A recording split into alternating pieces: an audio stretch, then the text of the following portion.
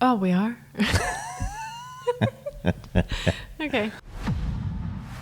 So the big question is this. How are leaders like you that recognize people and technology are the backbone of the company they're building continue to make progress when they have no clear idea on how to develop individuals and utilize technology in a way that helps them remain profitable?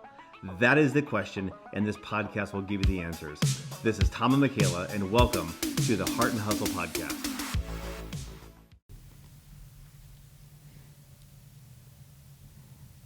Is that from your boyfriend?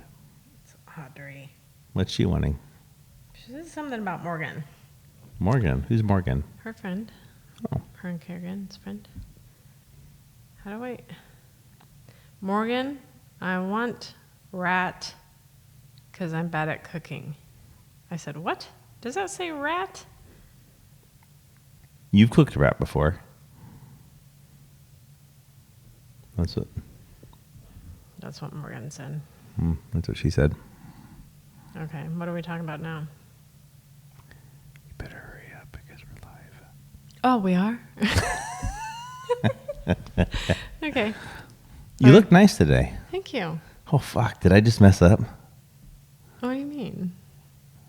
You know, the other day, of course, this is episode number... I remember. This is like whatever episode we are now. McKenna, whatever episode we're on now, you're going to have to fill in the gaps here.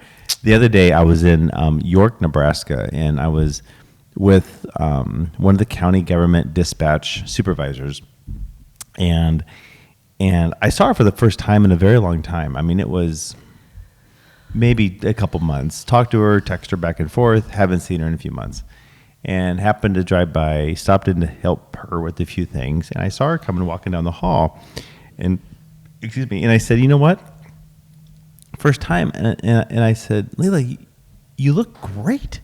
And she looked healthy. She looked vibrant. She looked just really nice. And she was in more of her street clothes. I think she was at She's usually in like uniform. Yeah, she's more in uniform stuff, dispatch polo. type stuff, for 911.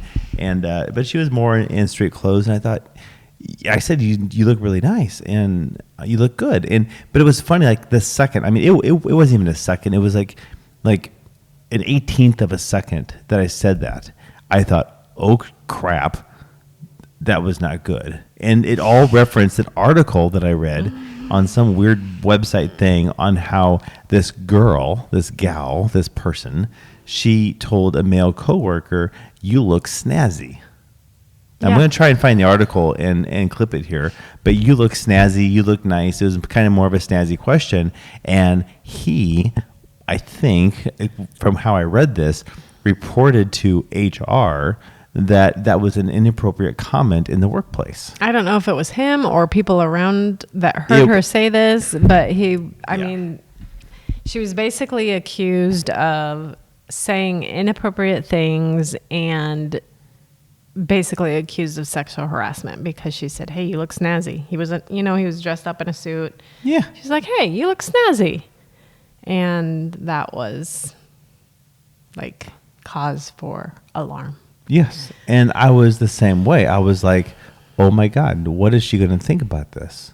Is she going to think like, who is this guy? Is this guy flirting with me? Or is he, why? And I'm like, and it's kind of funny. It's like you see your life pass in front of your eyes this moment. I'm like, this could go either which way. And I'm like, this could be bad. Yeah. And it's silly that you... But she was happy. I mean, she was like, I think she was thrilled that someone noticed. Then she went in with Lisa, one of the apprentices inside of Jason's Heart, jasonsheart.org. Check it out. But and they were talking about she bought some new Doc Martens because she was proud of her goals that she met, and she was showing them off, and she was happy. But that conversation could have taken a left turn fast, and I could have been like called out. Well, and it just goes to, I talked about it not too long ago, but like people can be and are offended by anything and everything. Mm-hmm. I mean, we walk around on pins and needles wondering if how we say something or what we say is going to offend somebody. And it's from anything from, hey, you look nice, to you just sneezed 5 times in a row. Are you sick? Do you have a cold? I mean, it doesn't matter. No, it doesn't matter. People take things the way people take things anymore. And it's just like people are offended by anything and everything that anyone says. And it's like you can't say anything without fear of offending. Well, this morning I was at a bank in Milford, Nebraska, small town bank, down in the server room. And where the servers are at is, if you can think about this, there's 2 doors. It's not a very wide room. It's a longer room, but it's not very wide. And there's 2 doors. You open up one door and you're in the back of the server rack. You go down a couple feet, 3 feet, or 4 foot, or whatever it is. There's another door, and you're in the front of the server rack. So there's no room between, maybe a little bit of room, but you got to open up these 2 different doors to walk in. And so, but there is between this little wall with the doors and the server rack, there's maybe a 7-inch space, maybe, if that, maybe a 6-inch space. Well, this is back in 2004, maybe 2003. Anyways, I've been with this customer for a very long time. And there was a gal named Chrissy, I believe. She's not there anymore. But she was in that room, and she was like the main IT contact, customer service person or whatever. And I walked down in there, and one of the doors was like jammed. I mean, we couldn't get it open.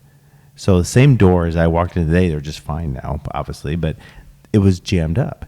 And she goes, "Oh, that doorknob or that lock is broke or something. We were trying to get it fixed." And I said to her, "I'll just oil right up and slip on through there, And she didn't like that comment.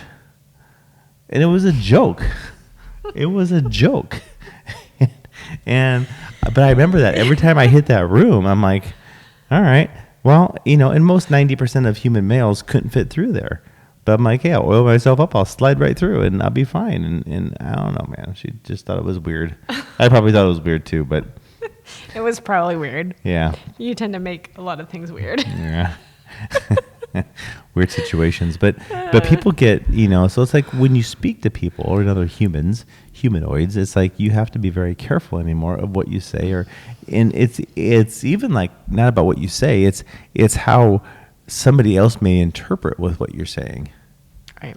And you can say the exact same thing to 2 people in the same room, and they can both interpret that extremely different. And one can be like, hey, she said what she said, and the other one can be like, I am offended. I know. And it's getting into, and I'm not going to get into it in this podcast. We will never get into this conversation on this podcast. But when you get into pronouns and how those are or are not being used inside the common workplace, I am actively starting to notice how I speak.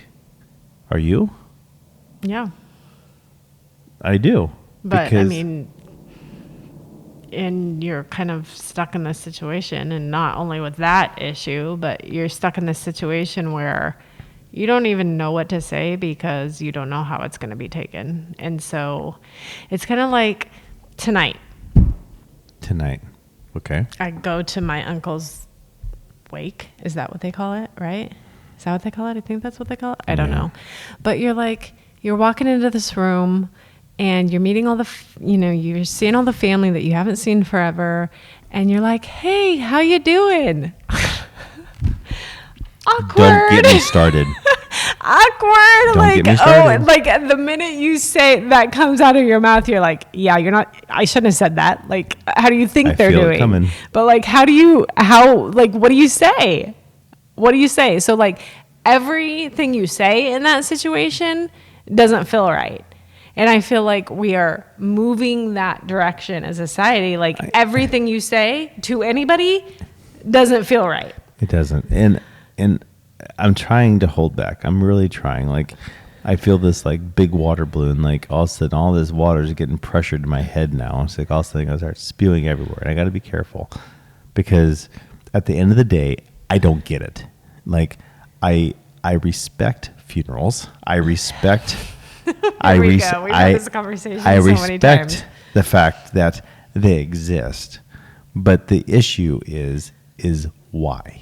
And I've never understood it, even since I was a small little lad. No, I don't either. Growing up, I never understood. Like, you walked into this building with a lot of people into it, and you have not seen some of those people. I mean, there was one gal there. You better stop now, because somebody is going to be offended out there. You're going to offend somebody. There's a button, and you hit pause and stop and X out of the process. This is perfect for our topic of conversation tonight. But the issue is that there was a comment made to your brother, who is now 30. Oh, I haven't seen you since you were this tall, and you're up to my knee, or whatever it was. And I'm like, why? It's like, why do it now? You're going to a gathering with a bunch of people that haven't seen each other in maybe decades at this point in time, 30 years. And now all of a sudden you're pretending, quote unquote, to be family. When we have these devices, we have watches. I don't have mine, but watches on my hand, instant communicators, doing whatever you want to do. And there's nothing stopping you from sending a text to somebody. I'll guarantee you I can find anybody's phone number in that room within inside of 15 seconds and get in contact with them. But yet we don't. No. Somebody has to wait until die. they're dead. Somebody has to die. And then you see family you haven't seen in 20 years. Fly in to see people that they haven't seen in decades. And they're dead. To be with each other and to be sad. You know what? If you were really that sad, you probably would have reached out over the course of maybe at least once every few years to say, hey, how's it going, man? I've been thinking about you. And nothing happens. And so it's like, that's what I said to you walking out. I mean, I kid you not, we're going to do it live. I'm going to get a piece of paper. I'm going to get a notary over here, and you're going to sign this as this notary watches you sign this. And then he or she, they, whatever pronoun you want to use, is going to sign this. And it's going to say that I, Tom Nielsen, will not have any formal funeral of any kind, anywhere, any place. And that every person that would like to attend is going to do something that they love to do, that they want to go out and actually have fun that day, enjoy life, work, do whatever they want to do, but don't waste your time. Anybody that I know, do not waste your time coming to my funeral, because A, not that important, not that big of a deal, and honestly, spend more time with the people that you do care about and work or do whatever that you would like to do and get that 15 minutes, 30 minutes, 82 minutes back. And I get it's for somebody else. I understand it, but my goodness sakes, enjoy your time. I don't disagree with that. It's a hard thing to hear, though. I've never understood, and I don't understand why people go put flowers on graves every year. I have a hard time too with that. I don't understand that. And my 13-year-old daughter today said, we were talking about this topic of conversation because of everything that's going on, and she said, respect. I said, I can respect somebody and completely love that person and think about them and just dream about just memories with them and love them in my heart. I don't have to sit in front of a gravestone to do that. I don't have to put flowers on it. It's highly controversial. I mean, it is very controversial. And I know, our parents, my parents go to every funeral under the sun. I'm like, why? I think maybe it's a generational thing. It could be. It could be. I don't know if that perspective is changing or just the whole relationships as a whole is changing. I don't know. I told you. I said I when my mom died in 2013 in June, we a couple months later, maybe a month later, whatever, we had her, life ceremony, whatever it was. It was at a church, and I had to force myself to go. I mean, I was thinking of every excuse under the book not to go, and by God, I could come up with a million. I mean, text, whatever I got. I mean, I would have a legitimate excuse not to go, but I went. And it wasn't because I didn't want to go. It was because I don't want to remember my mom at that last moment in that room of church, with my aunt or my uncles or my grandparents or whatever it is, remembering her. I have a lot of good memories of her when she was living. My last memory of her is not going to be in a room full of people that went there that barely knew her or had no idea who maybe we are or who my dad was or anybody else. Yeah. I mean, that's not the purpose. And I'll never forget when Mom died. My dad, he's funny. He walked into the, mortuary in Omaha, and he's telling me the time, my mother got cremated, but she, he was like, I'm just going to get the generic pine box or whatever it is, the little box that you get with the ashes. He's very frugal. He's very frugal. He's very frugal. And so like the little box you get, and he gets in there and he's sitting in front of the church guy, whoever he is, the sales dude, and he's going through the different types of boxes. Well, he even got my dad at this emotional state of like, he went for the top of the line casket. It was the top of the line box where you put your ashes in. And I'm like, this is like, he's being played. It's like, how I look at this guy and I'm like, this is the guy that, makes his own, he takes makes his own wood stain. He has grandpa, but he'll take an air conditioner and say, it's not broken. He'll unweld it and fix it and weld it back together and say, yep, it's fixed. Never call a service guy in your life, and just how he was built, and he broke down like a baby upgrading to the bigger, nicer box. Yeah. And it was just like, wow. And that's what really got me about these funeral homes, about these funeral directors and everything else. They get you at this emotional moment and they play on it, and they just really get you. And all of a sudden you have not in our case, but you had a $15,000 casket with blah, blah, blah, blah, blah. And it's just like, oh boy. Oh boy. I don't know. I should be very careful about that, but I don't think we have any funeral. In fact, we've offended multiple people already during this podcast. And you know what? I don't think at this point there are some places in this world where I could not accept as a client, and I think strip joints are one, right? I would hope so. No, do you think we ethically could have a topless bar as a client? Hail to the no. Okay. Do you think a vape, smoke shop, cigar bar type place would be a client of ours? Hail to the no. No. And I think funeral homes are right up there with it. Hail to the no. At the end of the day, they're screwing people out of money. Oh my gosh. And it drives me bazonkers. I just don't understand why it's so expensive. So anyways, this notary note is coming. It's coming your way. Okay. It's going to be integrated inside of our world. And I'm trying to figure out where you're going to spread my ashes. Because I'm the same. My ashes. Like, I'm the same. I don't... Stop it. I love you. I'm all off track now. I don't want, the tradition, just do something fun, celebrate, throw me wherever. But, we've been so many places together and done so many things. Yeah. Where would that even be? I don't know. I think you need to do a little world tour of all the places we've been and just sprinkle a little here and sprinkle a little there. It'd be a fun road trip, that's for sure. It would be a fun road trip. Mm-hmm. It'd take you a minute, but hey, you should have time. Yeah. What was funny is, so we took my mom's ashes, my dad and I did, in 2015. We went to the top of the world trail in Moab, Utah. So we drive out to Moab in his Acura. We rented a Jeep. So we rented a Jeep from Trail Boss or whatever the company was out there in Moab.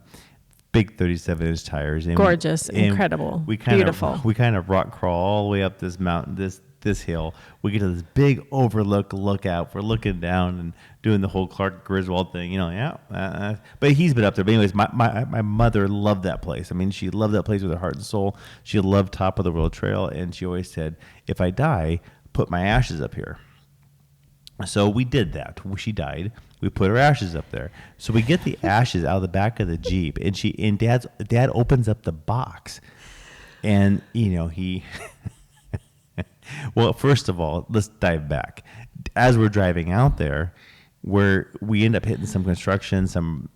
The road was bouncy or whatever, and he said something like, well, I hope Mom doesn't have a rough ride back there, just kind of laughing, back in the back of the car. But anyways, we get to the top of the trail, and he opens up the box, and he cuts it open, and something happens, and he drops it.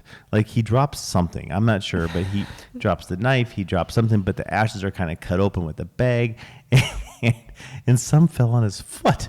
And he's like, oh my God damn it, there's a goddamn ash on my foot now. So he's shaking his foot around, and we dump the ashes down a crack, and the wind's blowing. It's blowing back on us. We're like, this is not real. It is what it is.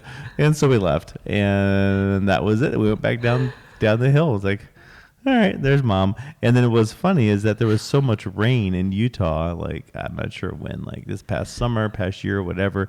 There was some rock that fell off and everything else, and Dad made a joke. He texted me like a couple months ago. He goes, well, Mom's probably in like the Pacific Ocean by now or something. I was laughing, so anyways. Goodness. But it's just the way that he approaches it. I think sometimes it's just like, it's so off color, and it's so like, what? It just came out of your mouth, but it's so just him. Yeah, I don't know. We probably offended a few people, but you know what? At the end of the day, people have opinions. I love my family to death. I love your family to death. I think we respect each other and respect our families a lot, but I think there just becomes some traditional like ceremonies where it's just like, why? It's like eighth place ribbons for 9-year-old soccer. Why? I don't get it. Yeah. I just do not understand it.